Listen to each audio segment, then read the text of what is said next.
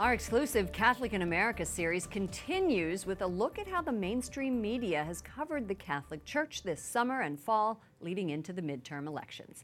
U.S. media coverage shows the hierarchy took a blow to the heart this summer. Negative coverage spiked in August after the release of a Pennsylvania grand jury report showing the abuse of more than 1,000 people by 300 Catholic priests over 7 decades. And it rose when a former Vatican diplomat released the first of 3 letters alleging a cover-up by Pope Francis. Joining me now for more analysis is Robert George, McCormick Professor of Jurisprudence at Princeton University. Thank you so much and welcome back to the program. Thank you so much, Lauren. Pleasure to be on the show.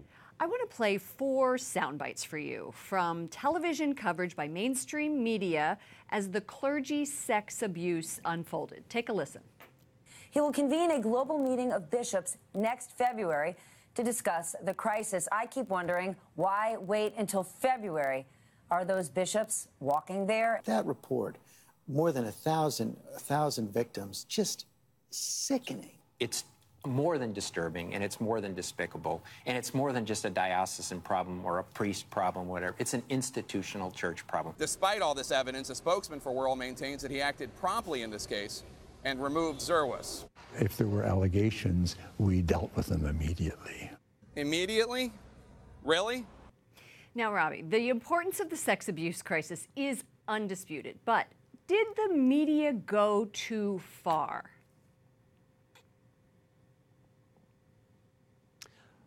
Well, you don't need me to tell you that the mainstream media is overwhelmingly liberal and secular, and as such, they don't wish the church well. The mainstream media has, over many decades now, cast the church in a negative light whenever it possibly could.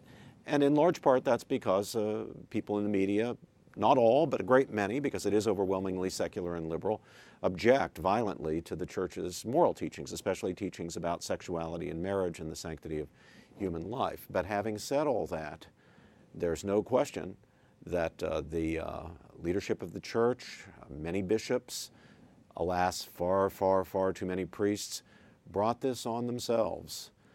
It was the bad behavior of priests, abusers, of bishops who did handle these issues extremely poorly, that virtually invited their media critics to have a field day, and right. The media did have a field day. But look, I'll tell you something. As a faithful Catholic, someone tries to be a faithful Catholic myself, I want the truth to come out. And I want so the do truth I. to come out about Absolutely. the abuse. I want the truth to come out about cover-ups. If there are networks, I want that to come out.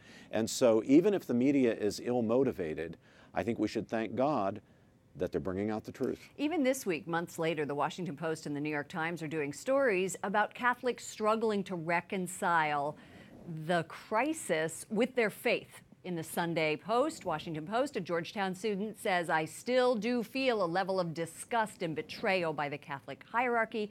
In the New York Times this week, a story called "Why They Stay, Why They Can't." New York Catholics wrestle with their faith over abuse allegations. And one man said in that, "I fully understand why people walk away from the church." Robbie, is the media coverage creating an echo chamber?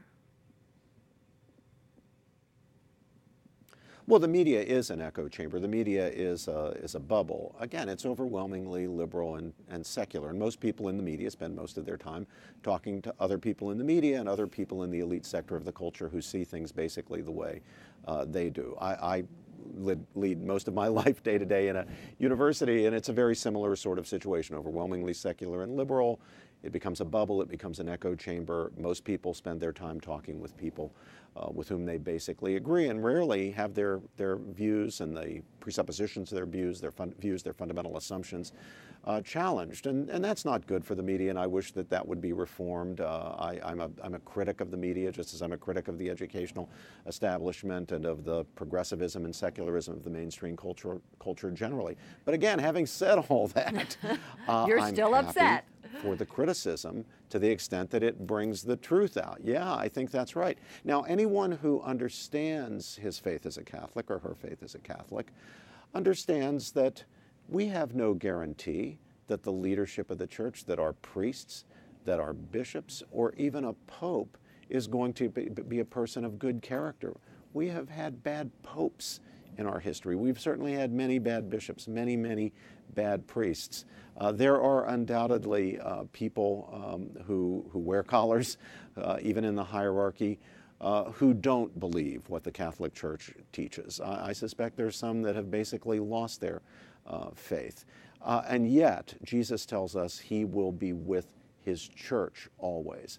Our faith is in Jesus. Our faith is not in any particular human being, any particular priest or bishop or even pope. Our faith is in Jesus. When I say that, sometimes people say, well, you're sounding like a Protestant. Well, no, this is a point on which Catholics and Protestants agree. Our faith is in Jesus. Our trust is in Jesus. Jesus is both the object and subject of our faith. He will never let us down. There will be priests who let us down.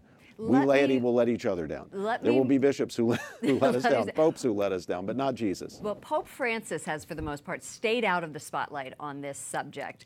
Let's listen in on this crucial moment that happened on the plane from the World Meeting of Families in Ireland. E fate voi il vostro giudizio.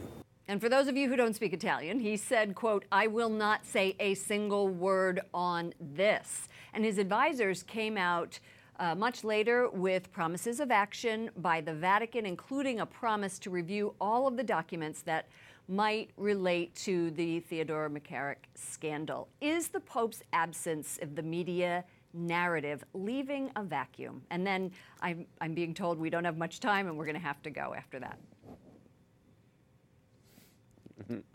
Well, if the Holy Father asked for my advice, which he definitely has not, but if he asked for my advice, I would say, Your Holiness, here you're making a mistake. You shouldn't be silent. What you should be doing is ordering a full and thorough and independent investigation of, among other things, who knew what when in the case of Theodore McCarrick and his abuse of seminarians and others over many years. McCarrick rose to a very high position, an influential position in the church. He became a cardinal. He became extremely influential with other members of the hierarchy, despite a long-standing record of abuse that had been reported up the chain many times. That needs to be investigated. The Pope doesn't need to be silent about that.